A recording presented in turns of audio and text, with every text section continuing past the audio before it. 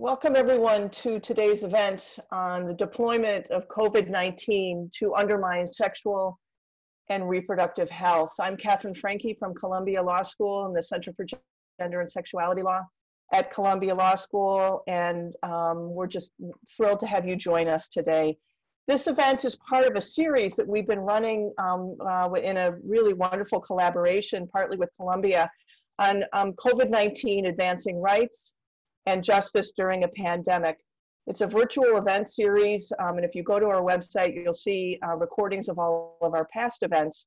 And it's been convened by the Columbia Law School's Human Rights Institute, Duke Law's International Human Rights Clinic, Columbia Law School Center for Gender and Sexuality Law, and Just Security. So the topic that we're going to be dealing with today is one of enormous urgency, of the ways in which COVID-19, the pandemic, and a kind of national emergency has been seized by both public and private actors as a way to limit access to reproductive and sexual health, but domestically in the United States and globally. It's a large topic to deal with in just an hour, but we have the most amazing people on our panel today who will be able to address from their vantage point and from their work how COVID-19 has been used as a kind of wedge to undermine reproductive and sexual health. So in the order of our speakers, our first speaker will be Brigitte Amiri, who is the Deputy Director of the Reproductive Freedom Project at the ACLU. She'll be followed by Quita Tinsley, who is the Co-Director of Access Reproductive Care-Southeast in Atlanta, Georgia. Quita will be followed by Melissa Murray, who is the Frederick I. and Grace Stokes Professor of Law and Director of the Birnbaum Women's Leadership Network at NYU Law School. And then finally, we'll have Eszter Kismodi, who is the Chief Executive of the journal Sexual and Reproductive Health Matters. So Brigitte, why don't you get started with us, please? Oh, and wait, before I say, if you have questions, please put them either in the questions box at the bottom of your screen, or you can tweet them to hashtag COVID-19 justice. And we will do our best to bring your questions up at the end of the panel. I may be in the position of combining various questions, but please bring them in, send them to the Q&A or tweet them to hashtag COVID-19 justice. All right, sorry, Brigitte, go ahead. Okay, thank you so much for having me, and thank you everyone who's joining. So what I'm going to do is give a little overview of the different challenges that we've had to launch against states that have tried to use the pandemic as an excuse to ban or heavily restrict access to abortion. I'll let you know where those challenges generally stand now and what they mean for the future. And I'm going to use Ohio as a case study for a very concrete example of what has happened in one of these cases. So at the outset, I'll also say that I naively was not prepared for this, and I'm not sure anyone was, but quickly after states started implementing and issuing executive orders that restricted certain medical procedures, there were states that seized on those executive orders to say that abortion should be banned. And as a result, 9 states faced legal challenges to their executive orders that restricted procedures. And those states are Ohio, Texas, Arkansas, Alabama, West Virginia, Iowa, Louisiana, Tennessee, and Oklahoma. And the ACLU has been involved in many of those challenges, and our partner organizations, the Center for Reproductive Rights and Planned Parenthood, have also been involved in many of those challenges as well. And it's no coincidence from that list of states that those states that have used the pandemic to try to ban or restrict access to abortion are the same ones that have always passed legislation to try to restrict or ban abortion. And in a number of those states, we actually have current challenges to legislation banning abortion at the earliest stages of pregnancy, for example. And conversely, states like New York, which is at the epicenter of the epidemic, did not seek to ban abortion. And so I think that's really telling in and of itself. All of these challenges involved executive orders that banned non-essential or elective procedures. I'll use air quotes there, elective procedures. The terms of the executive orders were slightly different in every state. They were also different in terms of the duration. Some had expiration dates, some were open-ended. In all of the states, however, that we've had to challenge, the hostile politicians have used the executive orders to try to ban or restrict access to abortion. Ostensibly, these executive orders were developed to try to preserve personal protective equipment, or PPE, I think is a term we all now know, which we didn't know before, and that's gloves, masks, gowns, etc. They were also designed to preserve hospital capacity. They were also designed to ensure social distancing. So that was the ostensible government interest in these executive orders in the first instance.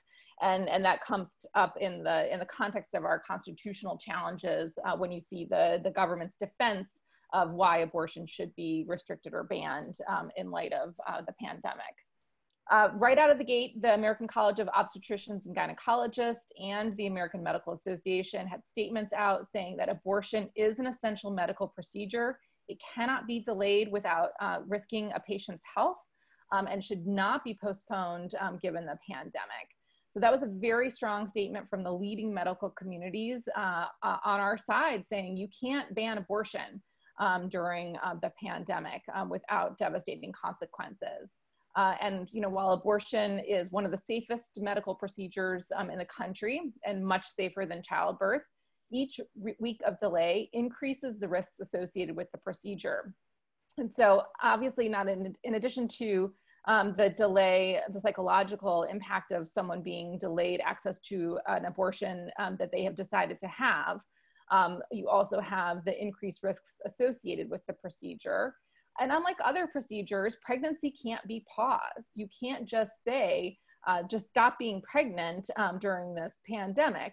You're going to need healthcare one way or the other. If you've decided to have an abortion, you should be allowed to have the abortion. And if you're carrying the pregnancy to term, you will need other medical care, whether it's for prenatal care, eventually delivery, for miscarriage management, et cetera.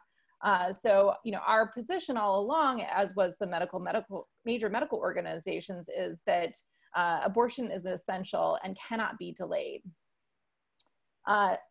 So the cases really followed a similar pattern where temporary restraining orders were secured by district courts on an emergency basis. And in many cases, the other side of the state took emergency appeals of those temporary restraining orders to the courts of appeals. And then we were simultaneously litigating the preliminary injunction in the district court. So while these cases involve, the intersection of medicine and constitutional law, these were also civil procedure exams in the making. So I'll take Ohio as an example. So Ohio issued an executive order prohibiting non-essential surgeries, which the executive order defined essential medical procedures as those that cannot be delayed without undue risk to the current or future health of patients. Medication abortion was not affected. Only surgical abortion was affected in Ohio. And the Attorney General decided to launch an investigation into the clinic's compliance with the executive order. Some of the clinics that we represent were inspected for 2 days after the executive order was announced. Governor DeWine had a press conference in which he said he thought only abortions necessary to save the life of the patient could be performed. And there were criminal penalties as a result of violation of the executive order. So we felt we had no choice but to rush into court and seek a temporary restraining order, which luckily we secured, that allowed abortion providers, like any other medical provider, to use medical judgment to make a case-by-case determination of whether an abortion could be delayed safely for the patient. And so that's basically the temporary restraining order we got that allowed that medical judgment to take place. The state sought mandamus, appealed the temporary restraining order, which typically you're not allowed to do, and sought an emergency stay of the temporary restraining order.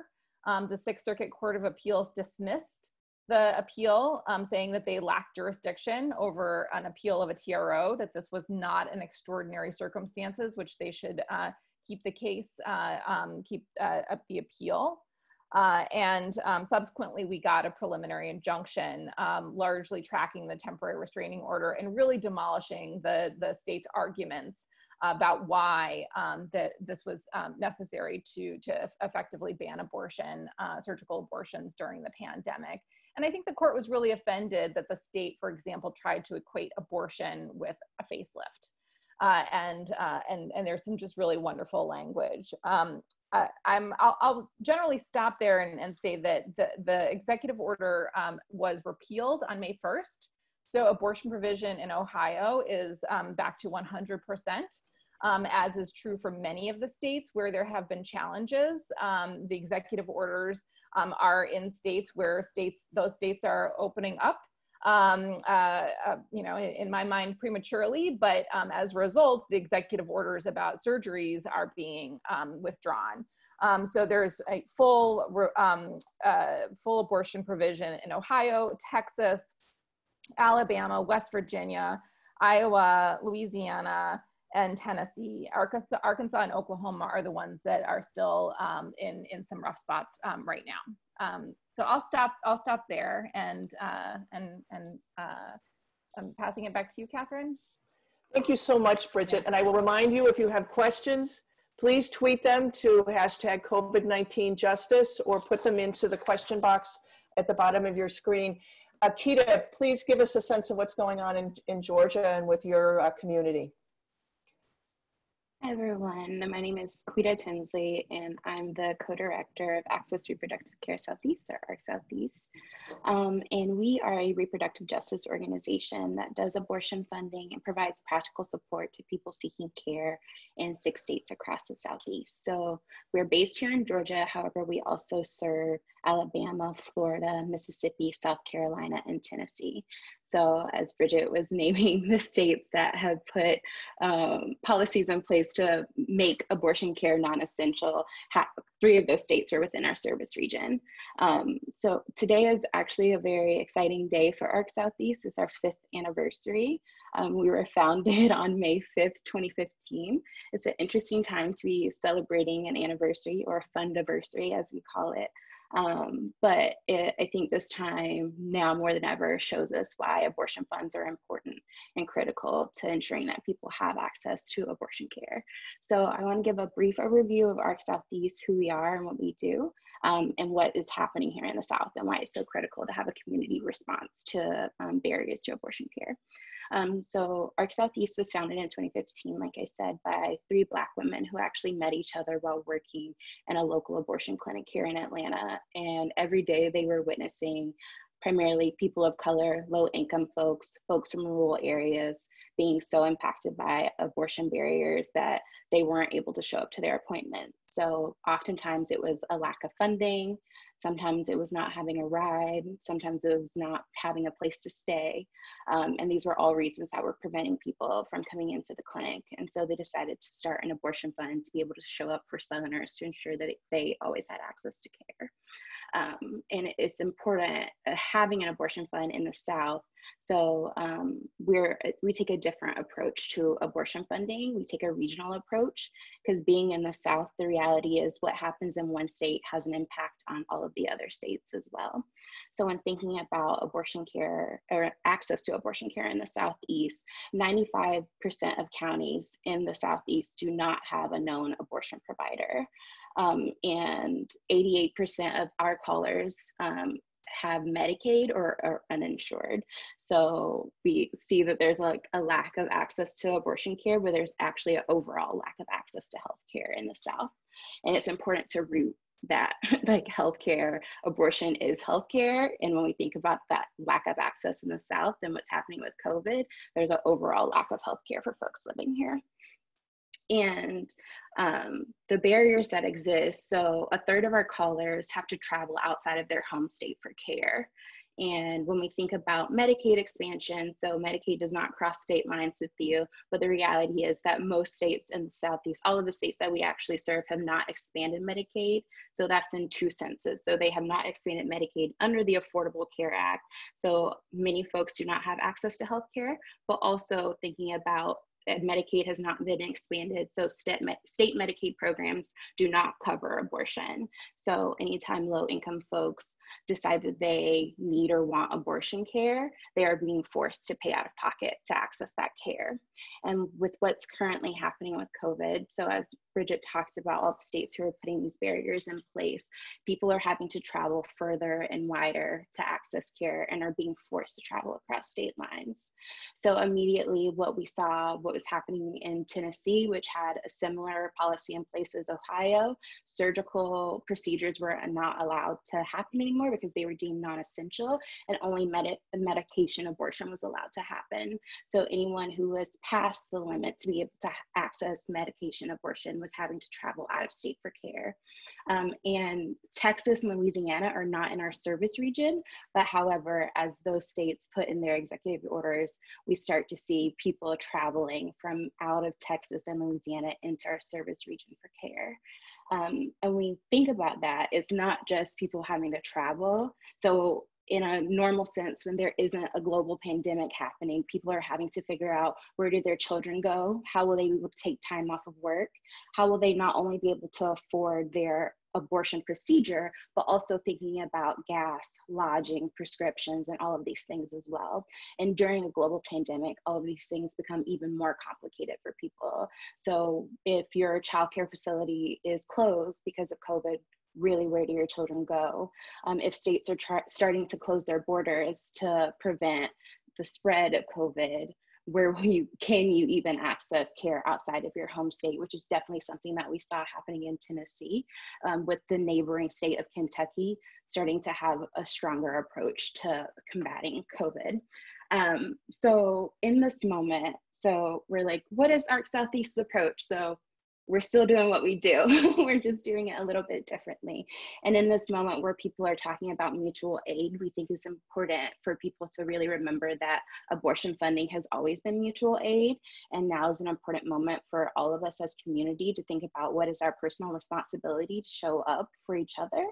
And how can we continue doing mutual aid, not only outside of this moment, but in the future as well. So as far as funding, so ARC Southeast, we fund abortion procedures. And in this moment where people have been losing their jobs, have been having additional family members in the house, children being in the home, is causing financial hardships across the board with people who are already having gaps when trying to access care. So when thinking about that, we've had to increase our pledging amounts that we've been supporting people with. So on average, we typically pledge people $50 to $75 to support with their abortion procedure. We're at a minimum supporting people with $100 per their procedure to ensure that they're able to access care.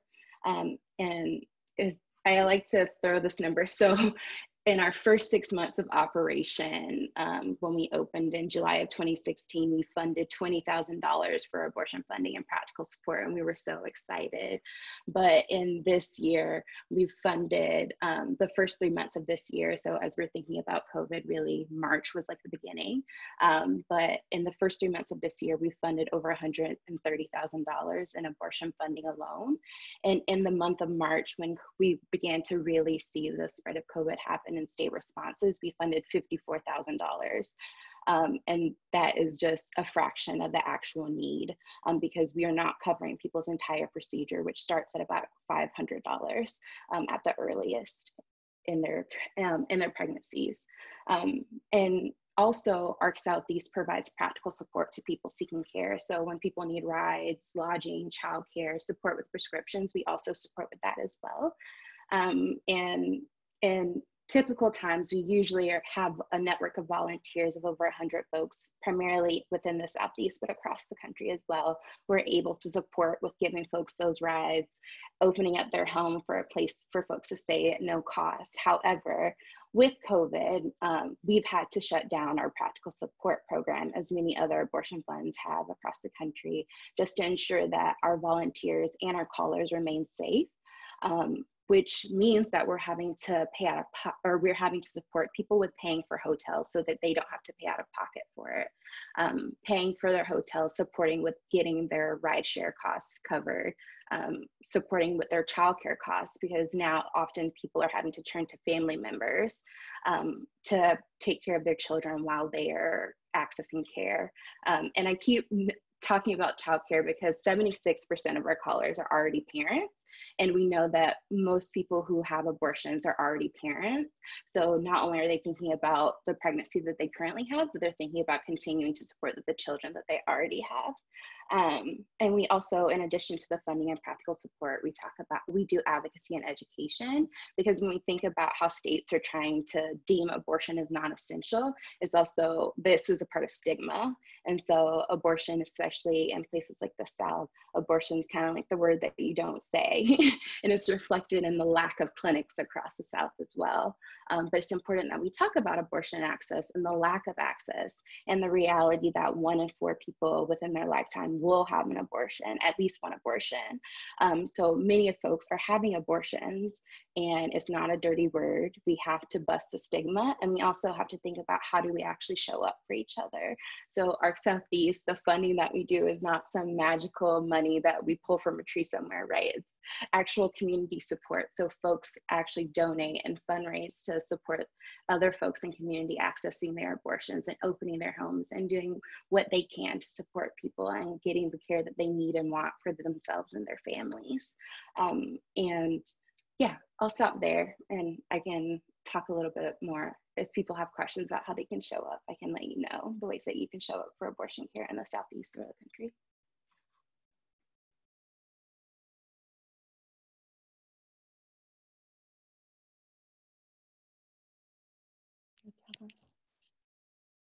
Katherine, you're on mute. Thank you. Questions, tweet them to hashtag COVID-19 justice, or put them in the box at the bottom of your screen. Professor Murray, please take it from here.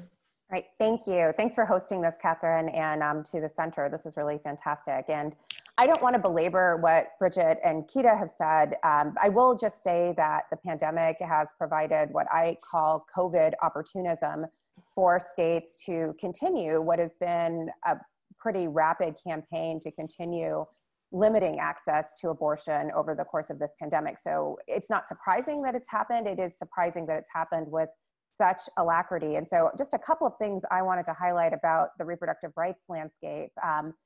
One issue is that we're looking at just the pandemic, but we should be thinking about after the pandemic. And if these laws go into effect, if we see more shuttering of abortion clinics because of the pandemic, we're unlikely to see them reopen once the pandemic is over. We saw this in Texas during Whole Women's Health. When a clinic shutters, it's very hard to get it back online. So the question is not just what happens during this time, but what happens afterward. Quita mentioned some of the issues surrounding those with children already at home. We should also think about those persons who are pregnant, who are teenagers and are home with their parents no longer at school, the difficulties that they'll have accessing abortion care because of limited courtroom access for judicial bypass, their inability to confide in their parents about their situations. All of those circumstances will be exacerbated because of the pandemic. Brigitte also mentioned the whole question of the states and denominating abortion non-essential care. What I thought is really interesting about some of the language that the various state officials have used is that they keep likening abortion to quote unquote non-essential procedures like plastic surgery, brow lifts, tummy tucks. And it's a constant refrain from some of these states. I think that's purposeful, and it's part of an ongoing narrative and a sharpening of a narrative that is meant to liken abortion care to the kinds of quote unquote vanity projects that individuals can engage in, and to make clear that this is not a kind of healthcare, but a sort of selfish and not self-abnegating choice that good people would not make in a situation like this one. So this is not just an opportunity to limit abortion, but to also press a narrative in which those who seek abortion care are seeking to avoid the kinds of global responsibilities that good people would actually assume. So I just wanted to sort of flag all of those things, but I wanted to also pivot to a question that's not really a question of reproductive rights, but maybe a broader question of reproductive justice. And those who work in a reproductive justice frame really emphasize the idea that reproductive rights and justice is not just about access to contraception or abortion, but rather access to all of the conditions in which you can live your reproductive life in conditions of economic security and physical safety. And so one of the things that I think the pandemic has highlighted is that we don't really expect a lot from the state in providing the kinds of material conditions in which we can exercise a kind of physical safety and economic security in our reproductive lives. If we think about the last 20 years and the different movements that have been successful, the gay rights movement, the marriage equality movement, a lot of those movements were demanding of the state the simple question of recognition. So we saw in the marriage equality movement, the entire question was whether the state would step up and recognize same-sex couples as legal unions. And then the adjunct cases that followed the marriage equality movement were questions of whether or not same-sex couples would be recognized as parents for purposes of birth certificate registries. The question is purely one of recognition. That's the obligation that is put on the state, to recognize individuals and their loved ones as families. What if we required more of the state than simply recognizing us as family members? What if we had or expected of the state a kind of affirmative obligation to provide those conditions of economic security and physical safety that made it easier for families and individuals to live their lives? And I think the pandemic is making clear that we actually don't have those kinds of expectations of the state and state actors. The one real subsidy that we have seen from the state, and that which has vanished during the pandemic conditions, is schools. So right now, a lot of parents are at home. I'm at home, working from home with my children here.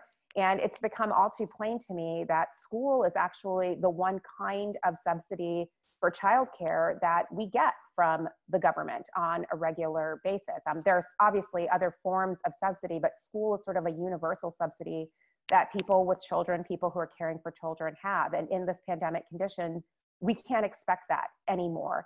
And the question is, should we just expect school, or should we expect even more from this? We are now talking about reopening all of these different states, and there's been no provision for the reopening of schools. Schools are going to remain closed, and that just highlights we have an expectation in this country that our economic productivity should be privately subsidized by the work that individuals and families do. So right now we're seeing this in stark relief. If we're going to reopen, and we're going to reopen without schools, there is some expectation that there's someone in the home who can care for children who right now can't care for themselves. And we're just moving forward as though that's an assumption.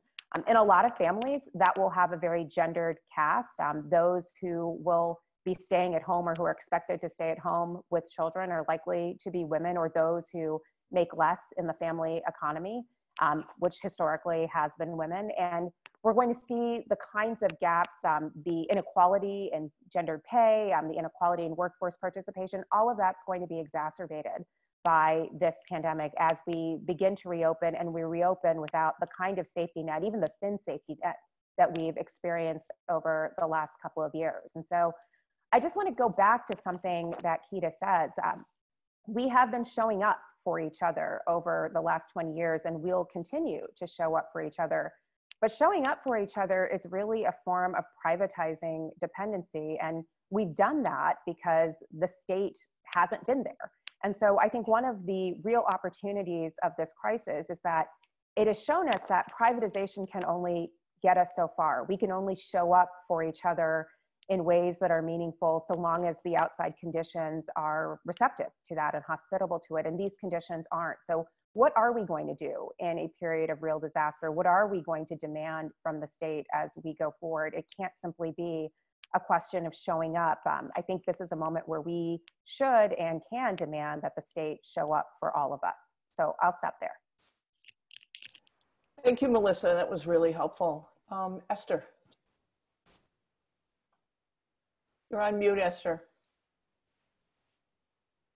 Okay, thank you so much. And I'm very pleased to be here. And I would like to talk a little bit from a global perspective, especially using information and data that is increasingly available from low and middle income countries, and use the permissible limitation of human rights as an entry point of the discussion as they are applicable to the COVID-19 crisis, especially in the context of the recent statement of the Human Rights Committee issued on the 24th of April, and in connection to the Syracuse Principles on the limitation and derogation provisions in the context of the International Covenant on Civil and Political Rights that has been applied to many other conventions and nationally as well. The recent statement warns states to consider the following conditions when exercising emergency powers. There has to be a strict necessity and proportionality of any derogating measures taken. The conformity of measures taken with other international obligation needs to be investigated, and measures cannot be discriminatory, and derogating non-derogatable rights is prohibited. I'm just listing some of them that I'm exploring here. These conditions correspond with the principles of the Syracuse Principles, reaffirming that the restrictions on human rights may be justifiable only when they are, and I'm just listing a couple, based on scientific evidence, directed toward a legitimate objective, strictly necessary, least intrusive, and neither arbitrary or non-discriminatory. Recent studies, including those presented by recent MSI, Mary Stubbs International Study, suggest that COVID-19 epidemic has rapidly and dramatically altered the programming landscape for sexual and reproductive health and rights in low and middle income countries across the globe. High quality contraception, abortion, and post-abortion care services were forced to close due to strict lockdown, like in the US, or are operating on reduced hours. Mobile outreach teams who primarily deliver contraception in remote, rural, or underserved urban locations have suspended in several countries.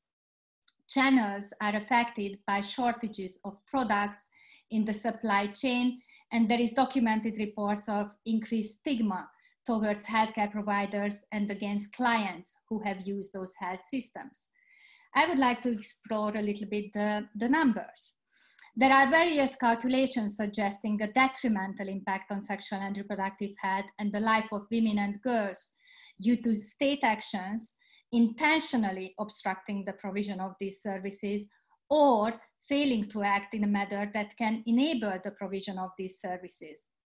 As a recent Guttmacher estimate in low and middle income countries shows, in a case of 10% proportional decline, that seems to be an underestimate, in a use of short and long-acting reversible contraceptive methods, due to reduced access would result in an additional 49 million women with an unmet need for modern contraceptives and an additional 15 million unintended pregnancies over the course of the year.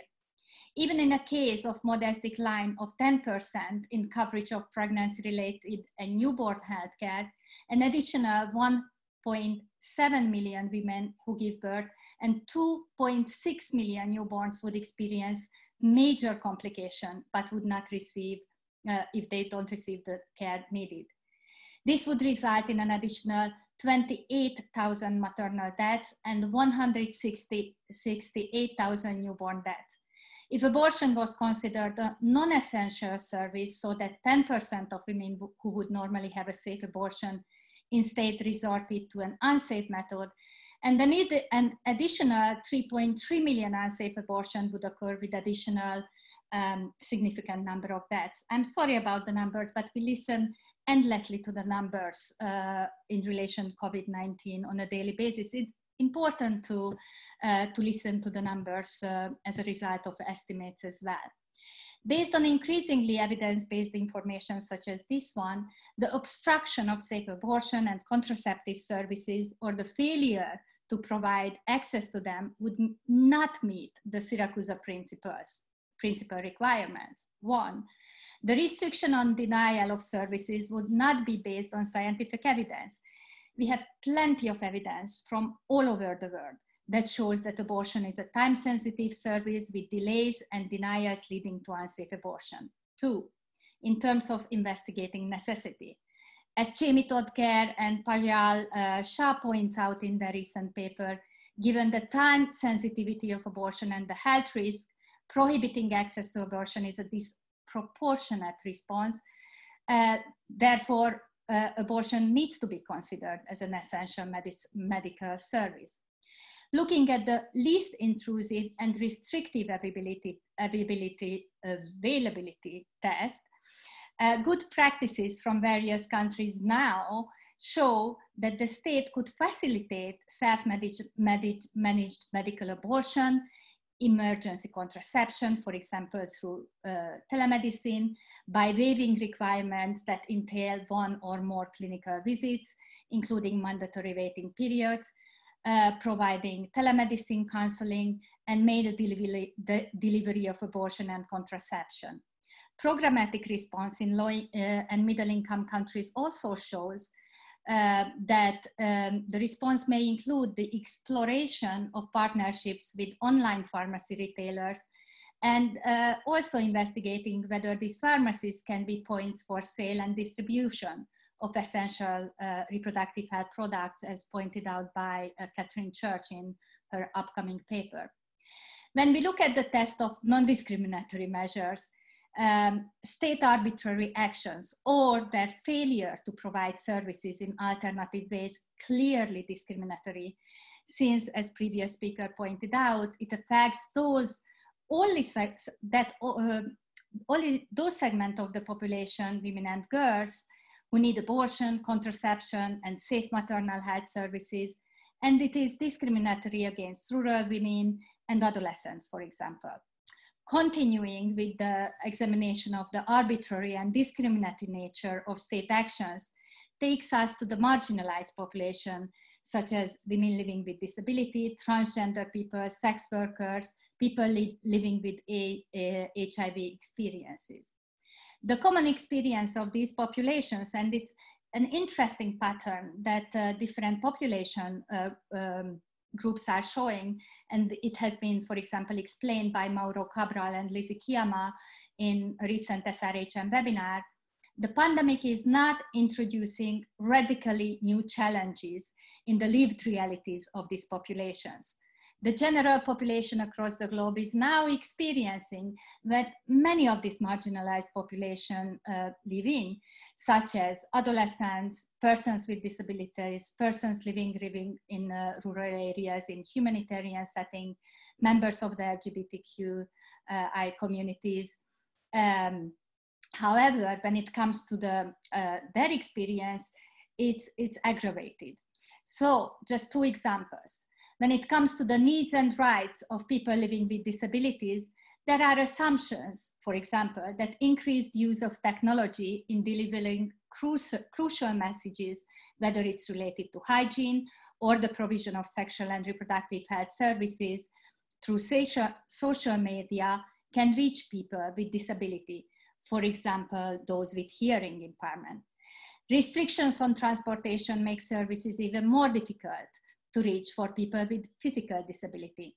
Increasing data shows that women and girls with disabilities face increased sexual violence, particularly those with intellectual disabilities, and those who are in isolation and social distancing in confined homes with their abuser, and it's disproportionately affect women with disabilities, even if the whole population, the women and population is facing increased domestic violence.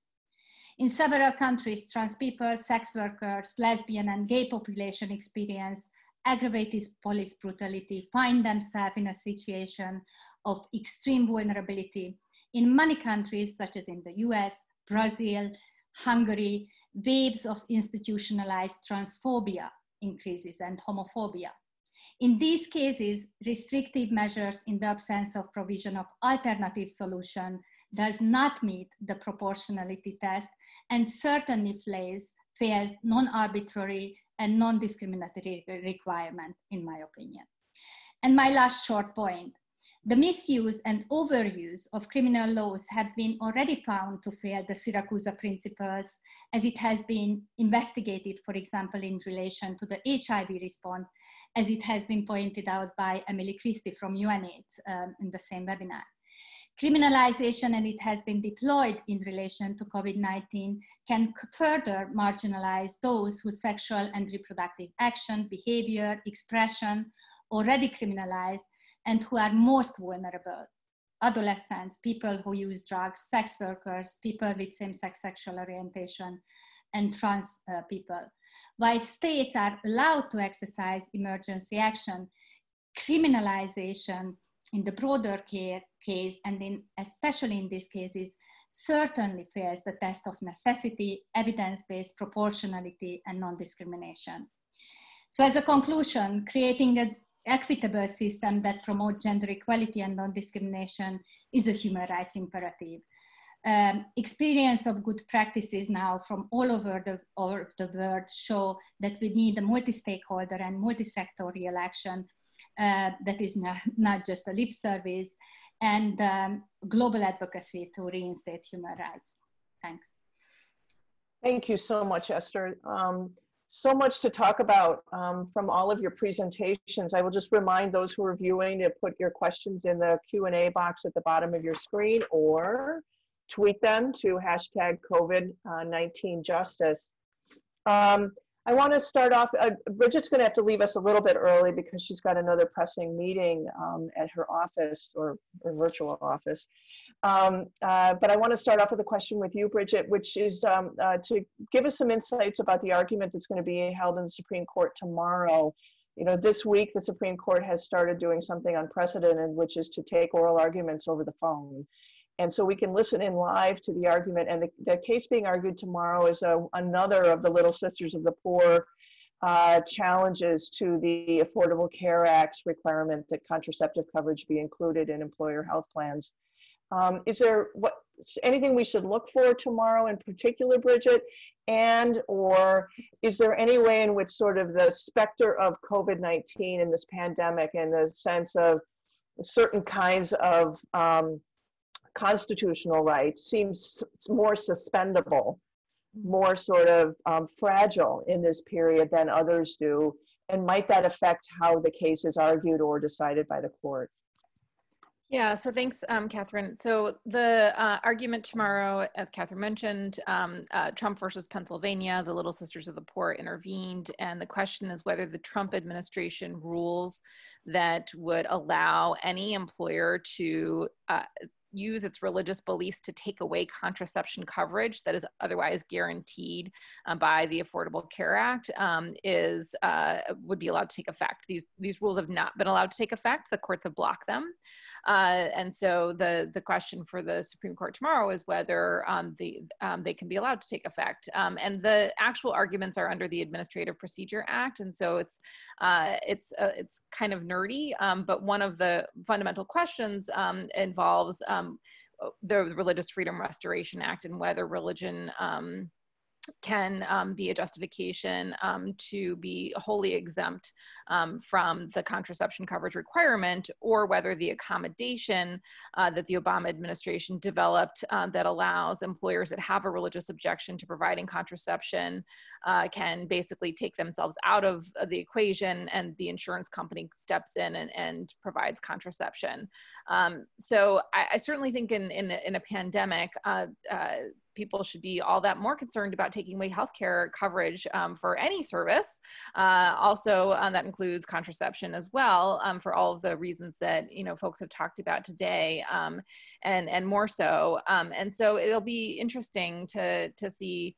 And the things that I'll be watching for is there are two members on the court that weren't there in the prior iterations of this case. This is the third time the Supreme Court has heard arguments on the contraception coverage requirement of the Affordable Care Act. Justices Gorsuch and Kavanaugh were not on the court in those prior rulings. So I'll be paying close attention to their questions. Great. Melissa, do you have anything to add about what to look for tomorrow as our law professor? I would also say that it's true that Justice Kavanaugh and Justice Gorsuch weren't on the court when those earlier cases, Hobby Lobby and then the Zubik cases that came after it, were argued. But Justice Gorsuch was on the 10th Circuit when that circuit heard what became the Hobby Lobby case that went up to the Supreme Court. And he was part of a majority at the 10th Circuit that voted to allow private corporations to exercise their religious freedom to exclude their employees from the coverage of the contraceptive mandate. Okay, thank you. For the group, any of you who might know this, I have two kind of twin questions about data and the way that COVID-19 and the government and other responses to it might affect access to healthcare. One is whether you are aware of issues with trans people having greater problems accessing transition-related care as non-essential services, as Brigitte described it earlier as kind of, or maybe it was Melissa, now I can't remember, as a vanity, a kind of vanity or selfish kind of healthcare. And then secondly, whether we've seen increased numbers, and maybe it's too soon to say it, but increased numbers of people who are having unwanted pregnancies because they are locked at home, perhaps in greater connection or relationship with people who may be engaging in sexual activity with them against their will. So do we know either of those, any data about either of those for anybody who might know this on the panel? From the global perspective, we are increasingly receiving data from the trans communities all over the world. These are not rigorous studies, but quick, rapid assessments, but coming really from all over the world, how trans people are not receiving services in many parts of the world. It's really not considered as an essential service. When in fact, again, practice shows that those services can be cheap, easily available. There can be, like contraception, there can be provided in alternative ways. And the stigma and discrimination in terms of the prioritization process in relation to trans care, it's really prevalent. I think we cannot consider necessarily trans-related care in a homogeneous way. There is access to cosmetic surgeries, there is access to trans surgeries, there is access to hormonal contraception.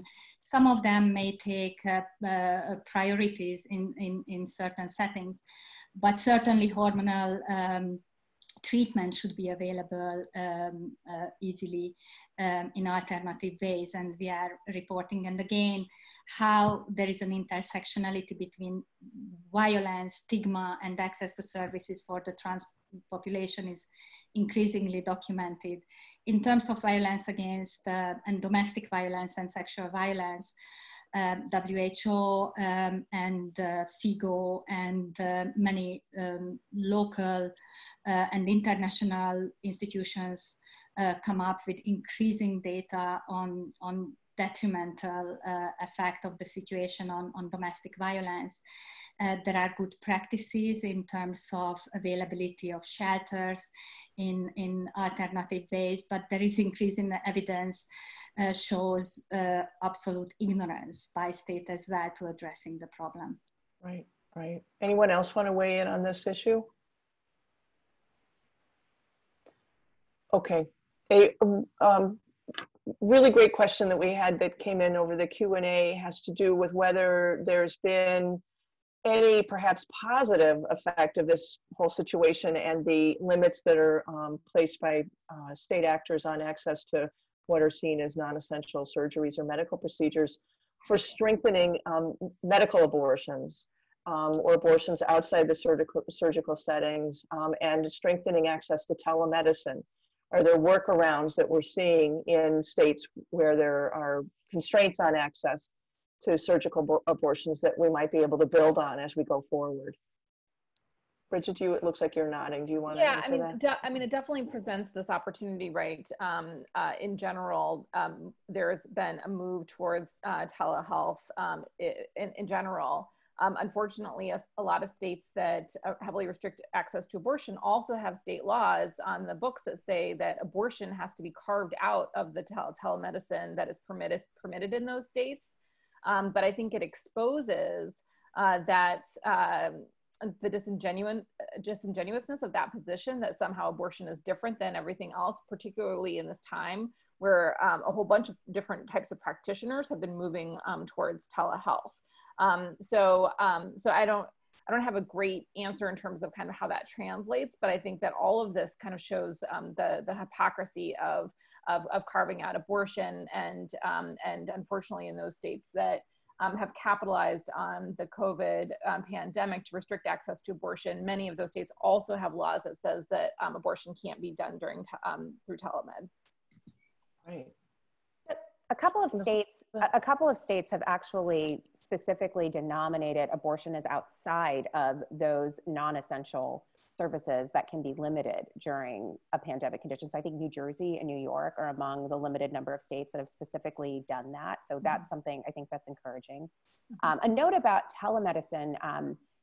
Telemedicine is a great workaround for some of this, and certainly for self-managed abortion care, but it also, I think, exacerbates some of the inequities that we see in the provision of healthcare, or just generally the inequities that can occur from individuals not having access to bandwidth or Wi-Fi. I mean, so to have telemedicine, you actually have to be digitally logged in and online, and there are a number of communities, and we're seeing this in the education context, where Wi-Fi access is actually a luxury and not an expectation. So again, telemedicine is a workaround, but it also may exacerbate some of the inequalities we're seeing. Thank you. Just one second, Eszter. Related to the one of Melissa's comments when she began just a moment ago, are there examples that any of you could cite of within the US or internationally that provide a positive example of a framework for protecting reproductive justice and access to reproductive and sexual health care, as opposed to the negative examples that we've been spending more time on now?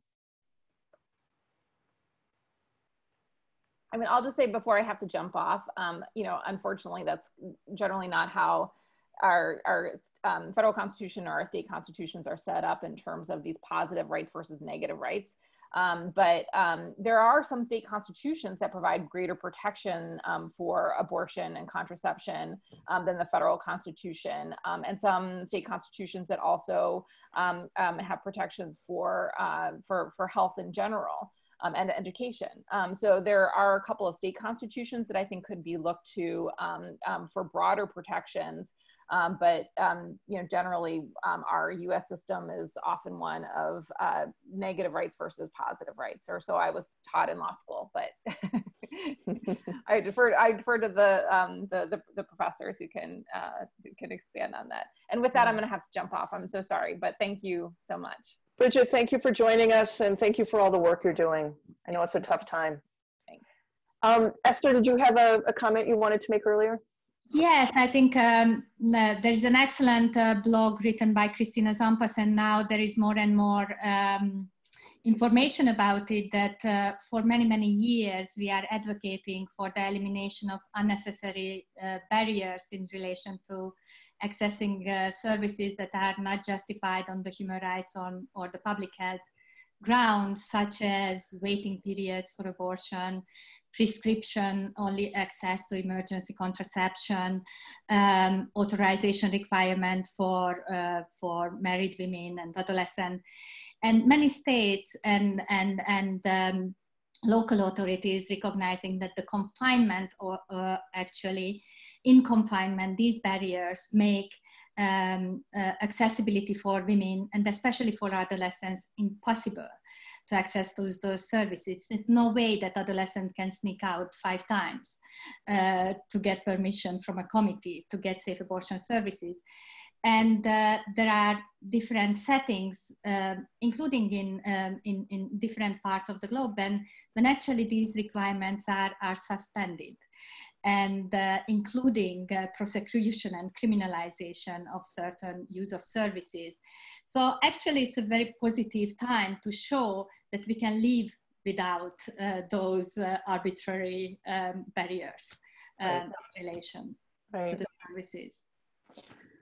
Quita, I want to address another question that we're getting from our viewers to you, and particularly in response, invite you to have a response to something Melissa Murray mentioned in her comments about the a kind of double bind of building out mutual aid in a way that we show up for each other. As Melissa said, well, that's partly because the state doesn't show up for us, and we don't have adequate resources to fully enjoy reproductive care and sexual health care and our reproductive and sexual selves.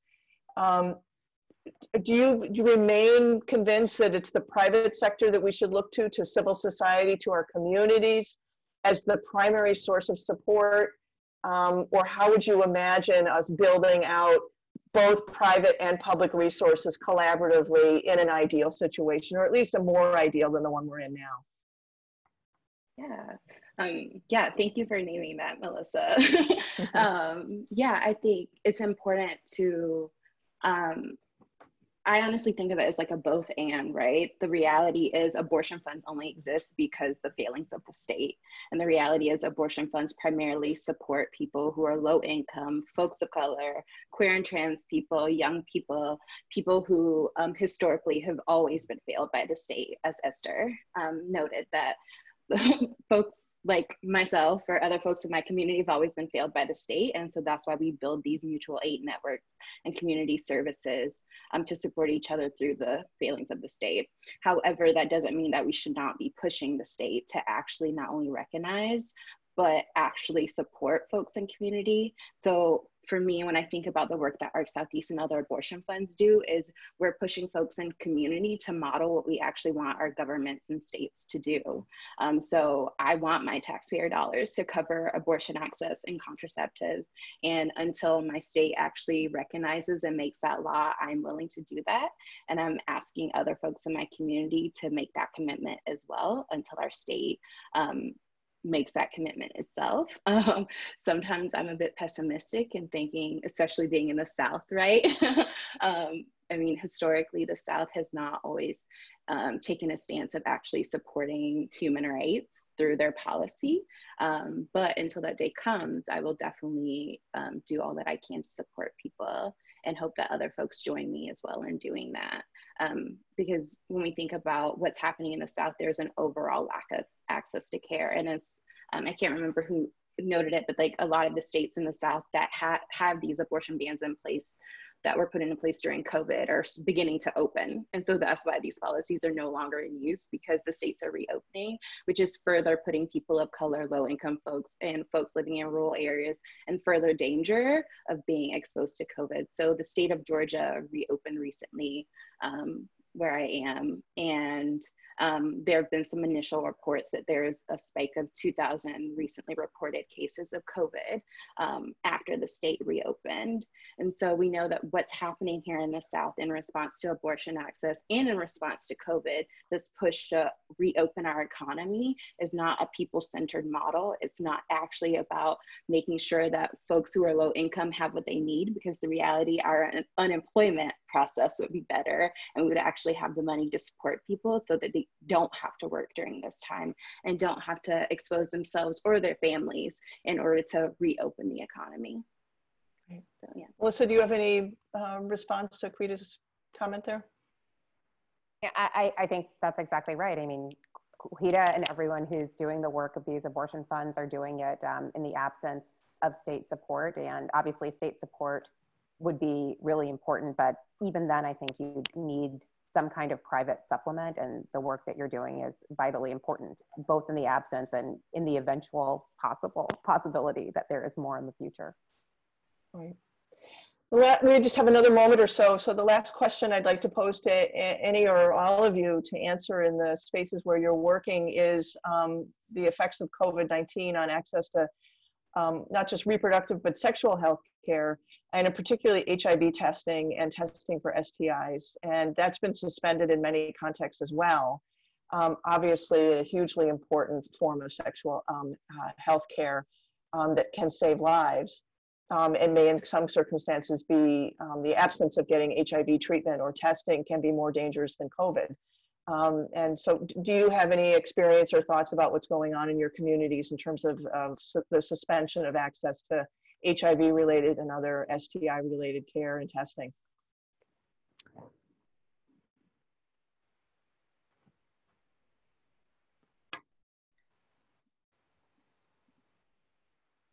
Esther, you're having a thought.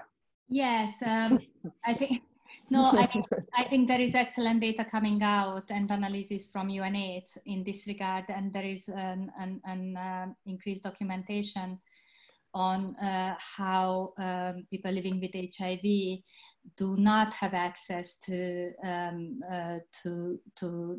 treatment and to treatment, and solutions also are being promoted how to overcome these barriers and how to make sure that the supply chains are undisturbed in various. So this is where also the due diligence of state applies, when very often those supplies are provided through the private sector. So how the state has an obligation to make sure that those private sector channels that are failing to provide services are delivered through state channels as well. And I think it's again, when it comes to key populations, sex workers, people who use drugs, trans people, it shows the intersectional discrimination what they are facing. They criminalize, they cannot access services, they cannot access drugs, the treatment that they need. So I think there is a really increased documentation, and the voice of the people living with the HIV community is increasingly heard. Okay, we are tragically out of time. I want to thank Brigitte Amiri, Quita Tinsley, Melissa Murray, and Eszter Kismodi for joining us today to talk about these critical issues. So much more we could talk about, but I think we covered some nice ground in this hour. This webinar has been recorded, and if you would like to see it, it will be on the website with closed captions for those who would want or need them. Soon, today or tomorrow morning. You could just Google COVID-19 Justice Series and find the link for this recording. We will have another event on Thursday, same time, same bat time, 12:10 p.m. On the East Coast. And this event will also be critically important, COVID-19 and the rights of persons with disabilities. So please tune in for that event. There'll be much overlap with some of the discussion we had today, but of course those speakers will take the discussion even further. Thank you so much. Be safe, everyone. Be healthy, and thank you for joining us today. Thank you very much.